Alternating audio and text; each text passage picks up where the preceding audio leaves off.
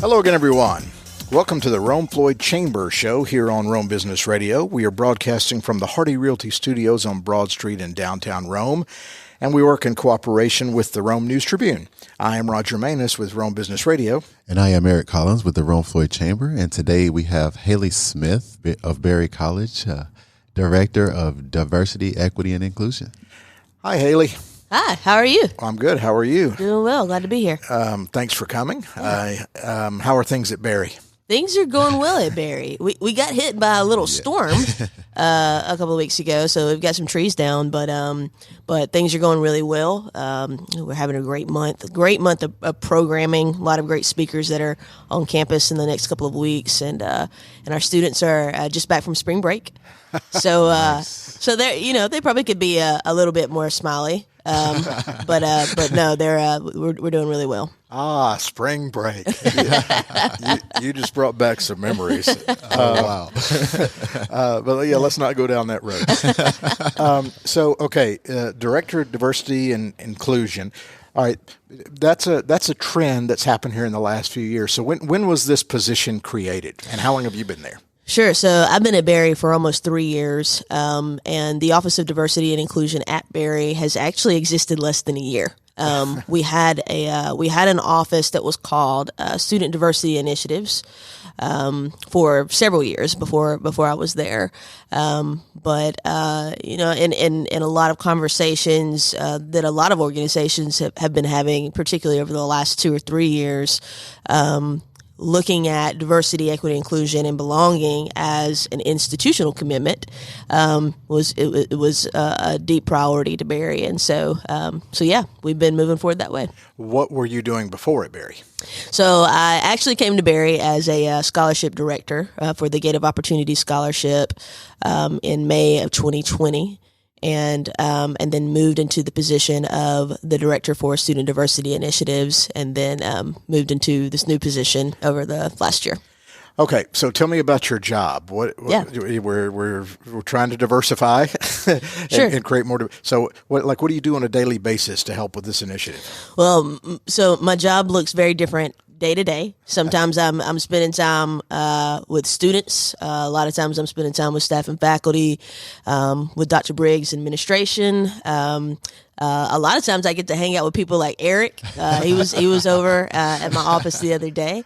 That's just a party. It's a good day if I get to spend time with Eric or Pam. But yeah, so really what that entails is when we talk about diversity, equity, and inclusion, and we add belonging to a part of the way that we think of things, what we're really talking about is good neighbor culture.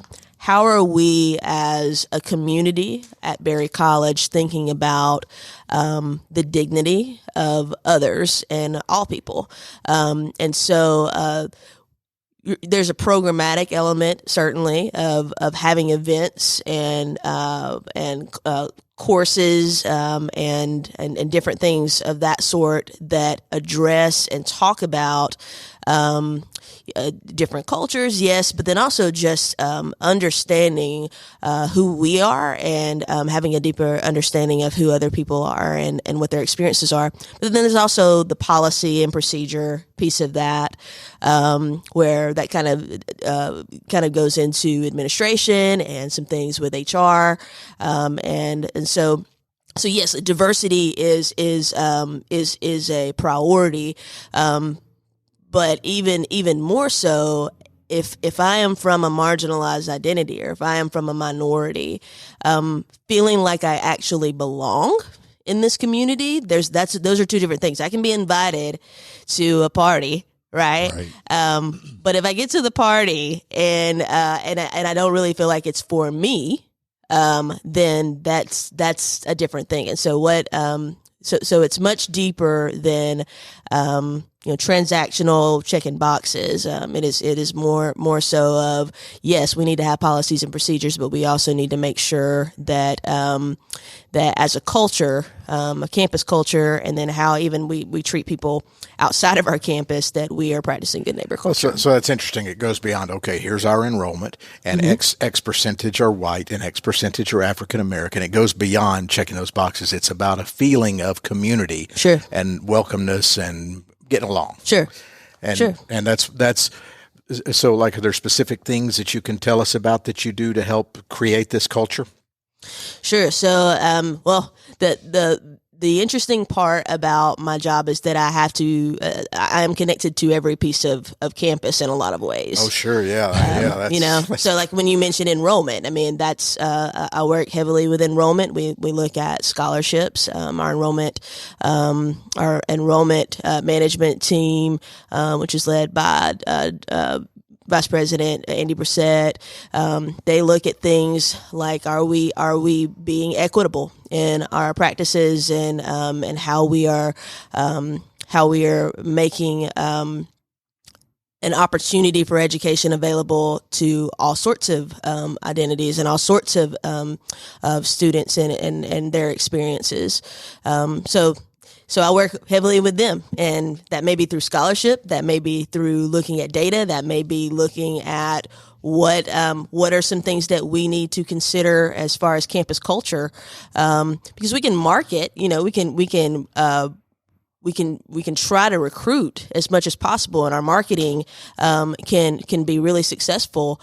But if people don't feel when they get there to Barry that this is home to them, then that's a challenge. So that's one thing that we do, is work with enrollment. We work a lot with student affairs. I work very involved with student affairs. And the vice president there, who's Lindsay Taylor, for student programming, yes. So student organizations, events, trainings, different things like that, but also looking at things like bias response. If we have a bias incident that's on campus, how do we restoratively move forward with that? And then we also work together in thinking about policies and procedures within the student affairs world. I work with academic affairs a lot. I work a lot with our provost, we have an interim provost right now, Dr. David Slade. And we talk a lot about faculty development. We talk about faculty resources because we have a growing number of faculty who are also from marginalized communities. And so what is their experience? Then we also talk about things like, if we're going to educate our students, what are some resources that our faculty can be connected to in an effort to think about curriculum, in an effort to think about the classroom culture and climate. So those are three. Those are three offices that I just named, and that's not even half of who I work with. Yeah. So yeah, a lot of work. You're at the cross section of everything there. It has to be, If we're looking at good neighbor culture, if we're looking at diversity, equity, inclusion, belonging, at the end of the day, I mean, we have a deep partnership with the King Center in Atlanta. And when we think about what Dr. King talked about, and human dignity and the practices of nonviolence, at the center of that was love. And Dr. King talked about love. And he studied love. And if we are looking at having a sustainable strategy or a sustainable culture that is embedded in love, then it has to be threaded through every piece, right? And so I am I'm often working with someone different every day, but in a way that will be sustainable. Eric, what's the Chamber's relationship with Barry? And that's what it's in a constant process, if you will. And Haley, I will say this, Haley is a leader and pioneer in what she is doing, not only at Barry, but I would dare say even in our community. And the Chamber has recognized that, and I personally lean on her for a lot of her expertise and how we can, kind of partner and come together and utilize her expertise and her skill set and partner together with the chamber. And so we've got some future things that we're going to be partnering with Barry and also Haley with to help with our DEI efforts through the chamber as well, for some of our members. And you, this may be a little off subject, but you've been working on the minority-owned business initiative as well. How's that going? It's going really good, and Haley is actually involved in that as well. So she's helping me with that as well. And right now, what we're doing is we're kind of molding it so that we can make it fit for the needs and challenges that we have for our minority business owners in our community. What is your background, Haley? You said you were from Rockmart. Yeah, well, I was born here in Rome. Most of my family is from Rome, but went to school in Rockmart, grew up in Rockmart, and then graduated when Shorter was Shorter College. Went to Shorter College, and so what did you study there? Communication. Yeah. Okay. Yeah, communication, and I've always been connected to community. My family, I come from, we talked a little bit earlier about Women's History Month. I come from some strong women who have always been involved either in the Polk County community or the Floyd County community, and so honestly, like when I was at Shorter, I thought I was going to be in full-time Christian ministry for a while, and I was. I worked before I was at Barry, I worked for a Christian ministry. It was a large organization based out of Atlanta that focused on strategies and resources for churches all over the world. And so we had about 20,000 church partners, and my job was focused on the rural churches. So about 6,000 churches that I partnered with. And what was interesting, well, there's a lot of rural churches down in this part of the country. There's more rural churches than there is anything. Yeah, welcome to the Bible Belt. And in the United States, we have more rural churches than any other kind of church. The attendance is different because of but population and those kind of things. But there are a lot of rural churches across the country. One of the things we found is particularly in a rural context, if you look at some of these small towns and some of these small churches that are in under-resourced areas, how are they going to impact their community? And so one of the things that we really talked about and worked with community leaders on was, in order to impact the community, you must go to the community, right? You have to, it's kind of like we go to you, right, rather than asking you to come in. And so that's interesting in a rural context, specifically for some of the communities that we were partnering with, because there may be some challenges, specifically with racial harm and historic harm like that within some of those communities. And so one of the first communities that I ever got to work in was a small community in the Southeast, who very small community, meaning smaller population than probably Cave Spring. It's a very small community, and a very, very popular football player had grown up there, and they had named the football stadium, the high school football stadium, after him. But then when you went into the city hall, or you went into the town green where the city hall is, you have an American flag, and then right under it was a Confederate flag, and that was in the middle of their town green, which was interesting because the population there was over 60% Black. And so when we got there, we were kind of looking at, okay, so how are we going to work with this community? This might be a little bit challenging, and it was. And I think we kind of went in. I was in my 20s at the time. We went in and thinking we're gonna be here for 2 weeks. We're gonna tell these people how to have this really awesome student programming, and then then they'll take it. And we ended up being there for 4 years. It ended up being a multiple year project. But what I learned in that time was conversations are critical.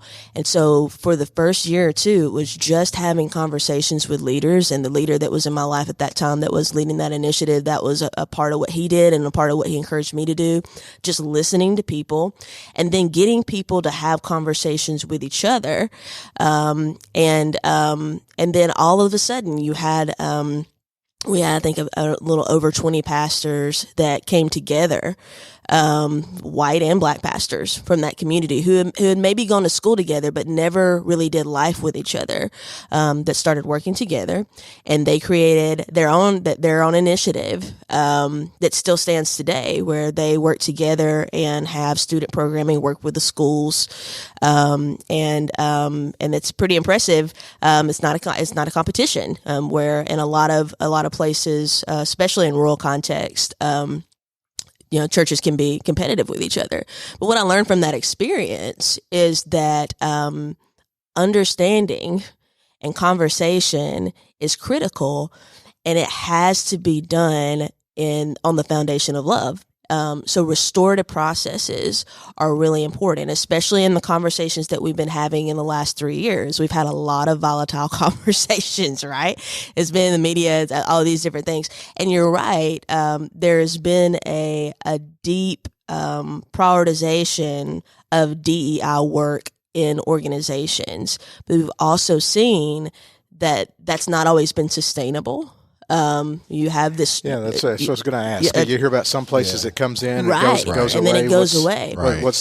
How does? Well, if something has not a priority from the top, and it's not historically been a priority, you have to think if you're starting a new department, or starting a new role like a chief diversity officer, where is the funding?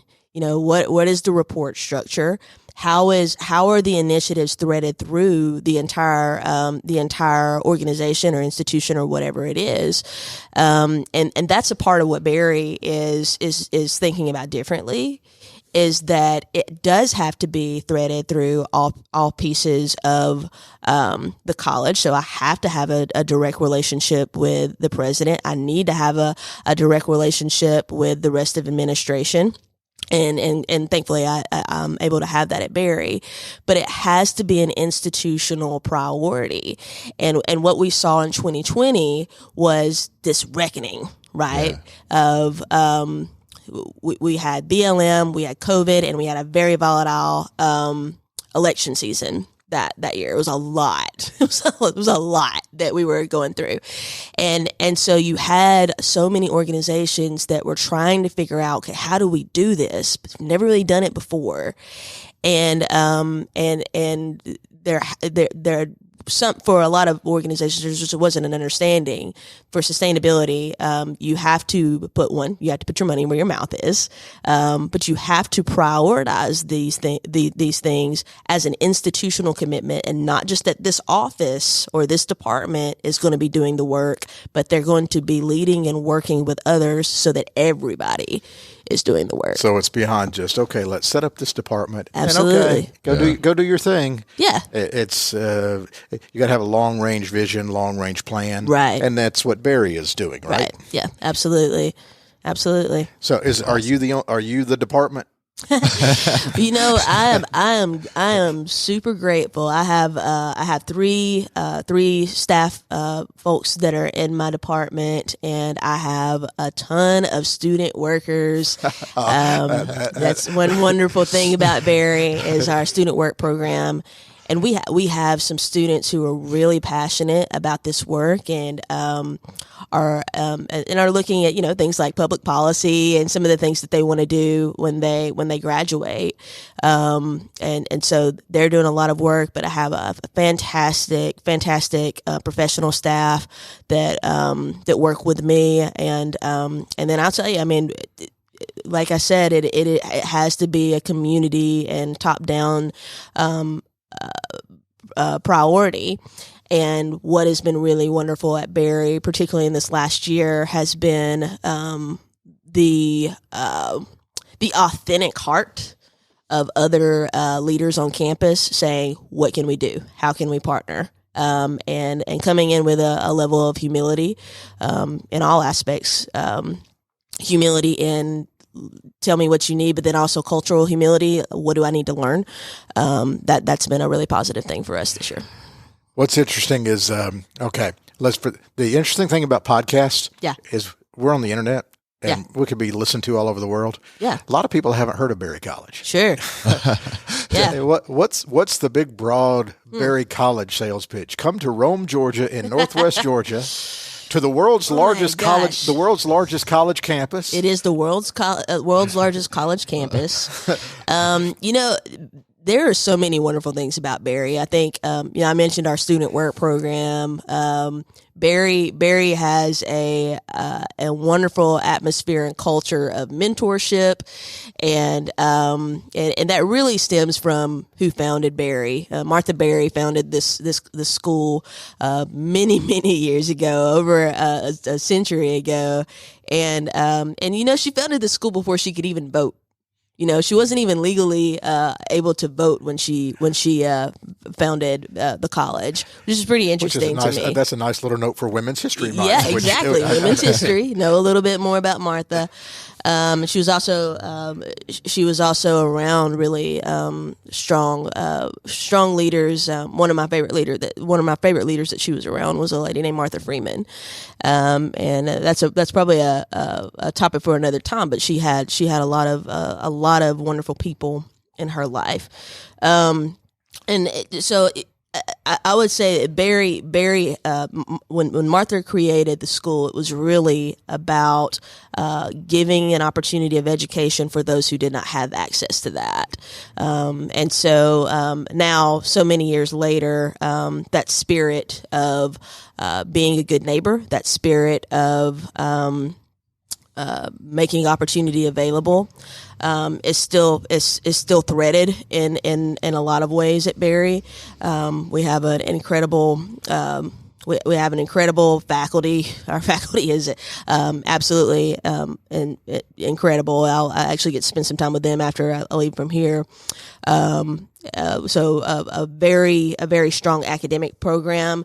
But one of the things what's really interesting is the work program. We have about 98% of our students end up working at Berry at some point during their time at Berry as a student worker or employee, So which is far different than any other school. That's completely different. Yeah. But there's also a lot of emphasis on what those relationships look like. So oftentimes supervisors are the greatest mentors that students have. Yeah. Oftentimes, for me, I have the scholarship, the Gate of Opportunity Scholarship is still under my department, and Gates spend more time with their supervisors than they probably do with professors, so a lot of emphasis on treating each other well. Well, and not to mention how gorgeous the campus is, picturesque with historical things, to the point that they come and make movies there. They do. They do. And you have met a movie star or two, have you not? I have. I got to. We're way off topic, but I like this story. Yeah, I got to meet Tyler Perry some months ago, and he was every bit as lovely and wonderful as I had imagined. So yeah. And Kelsey Grammer, Dr. Fraser Crane was recently on campus. He was. I wasn't there that day, but I heard he was a really wonderful. He was a really wonderful spirit as well. Yeah, you can find the pictures online of him. Where he's writing a book. I think I'm getting way off topic here, but he had a younger sister who was murdered 50 years ago in Colorado, but she had gone to Berry for a year. Yeah. And he is researching a book he wants to write about his sister. Yeah. And so he came to Berry. And I know we're way off topic now, but I did want to ask Eric from the Chamber's perspective, just talking about, DEI in general, obviously a recent trend that has probably sprung from the 2020 year the turbulent year of 2020. Are you seeing that more in businesses around Rome, or is it something that we're still working on? Or yeah, I think it's both. I think we're still working on it. It's a work in progress, but it's also something that businesses are asking for as well. Yeah. just how to go about doing it. And it might not be something they can dedicate a person to, but as long as they can be aware of it culturally. Right. Right. So do they reach out to you for help? We have had people reach out for help. And that's where we're leaning on the expertise of Haley as well. Because like I said, she's a leading pioneer in our community. I would dare say even in this region. Yeah. She has a lot of expertise in DE&I, and she knows what she's talking about. And I go to her and say, hey, Haley, what do you think about this? Or she comes to me and say, Eric, have you thought about this? And this is what we should be doing. So we're like she's doing at Barry, she's helping us set up sustainability for our businesses and making sure that our community we're being good neighbors as well. I love that she said good neighbors. And one of the things I wanted to ask Haley, she said conversations. And I wanted to know, do you still utilize, is that the main aspect? Like when you transition from the rural churches over to Barry, it's almost like a similarity. Was that your main thing, having conversations? Yeah. Yeah. So I will say there's a lot of similarity there. I think conversations have been a critical part. Yeah. I think the other part that is critical in this work is self-awareness. Yes. And that's one thing, you and I have had many conversations, but being aware of our own identities, what we're bringing, our own experiences and what we're bringing to the table. You and I come from similar cuts of cloth and similar communities, but we're also different, and your experiences are different than mine, and vice versa. And so, just being aware that my experiences are not whatever I've experienced does not mean that is everybody else's experience. And so conversations, being self-aware, and then going into conversations, understanding that when someone speaks, when someone shares something, just because their experience is different than mine does not mean that it's not true. And so how am I being a good neighbor? How am I being thoughtful? And I think it begins with me, it begins with me in that. Yeah. Yeah, because it is true. We all come from different socioeconomic backgrounds. Sure. Right. And then college is supposed to be, it's a lot of people's first experience to the real world outside of whatever home they grew up in, of meeting different people. Sure. And so that can be daunting enough. And now I cannot imagine going off to college and feeling unwelcome. Right. But this belonging that you have added to DEI, where does that notion come from? Is that something you came up with? Oh, no. Yeah, okay. No. I appreciate all the kind things. I'll tell you, there have been people who have been doing this work way longer than me, who have made massive impact. And there are so many unsung heroes that we will never know, who have even been a part of building who I am, as a person. The belonging piece is to me, it is a critical word, and we talk at Barry about a culture of belonging, and to me, that is that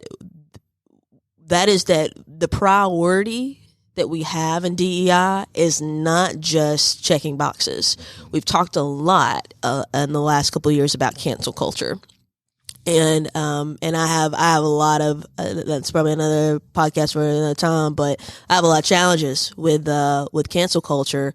And one of the things that I think that, we have to be very careful about is moving in a spirit of fear, and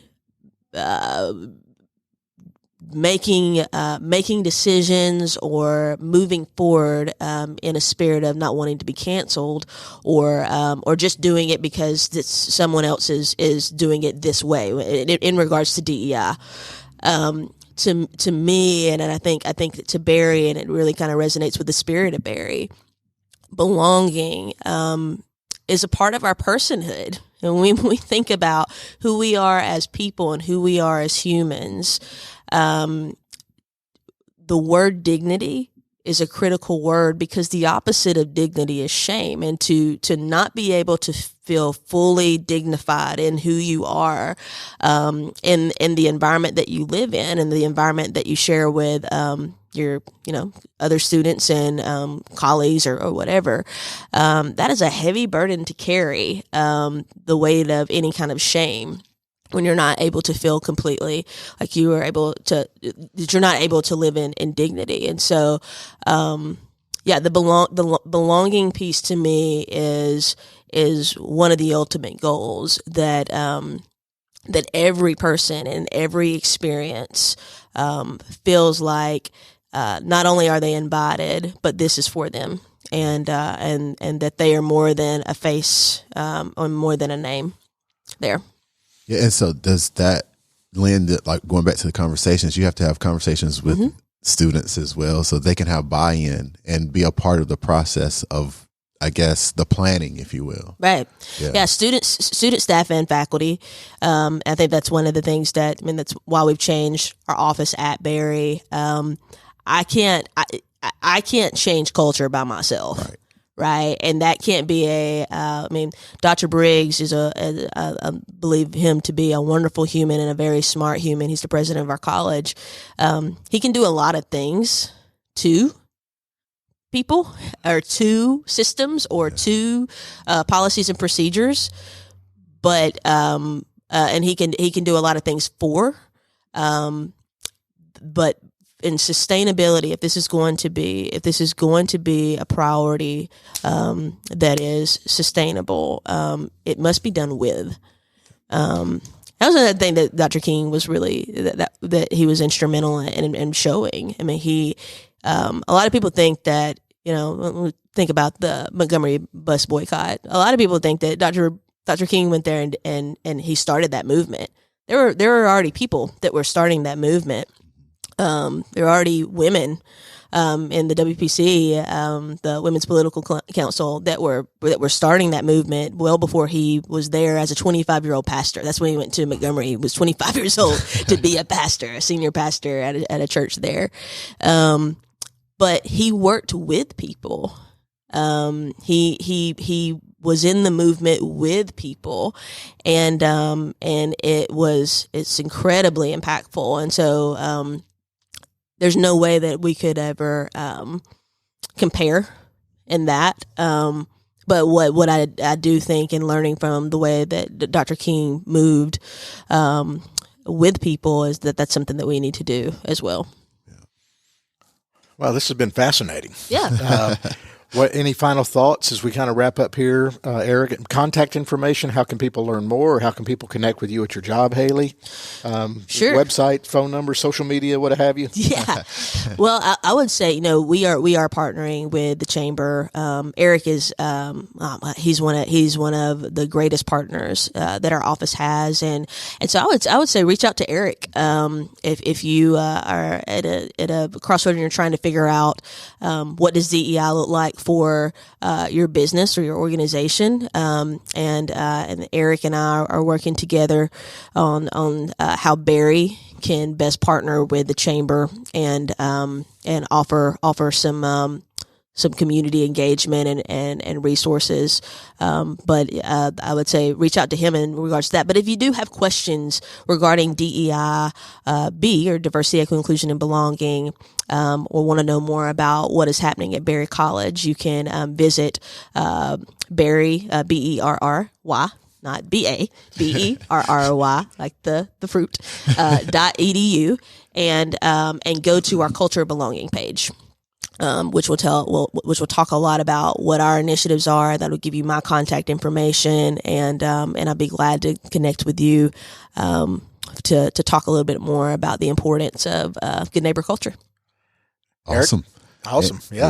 Yeah. And from the chamber, we have our Minority Business Owners Initiative on March 28th. I think that's next week, actually. So, and it'll be at the chamber starting at 5:15. We'll go for about an hour and a half. And then I will say this as well, that we have Leadership Rome nominations open, and that will be ongoing until April 3rd. So nominate someone. Nominate someone. Okay.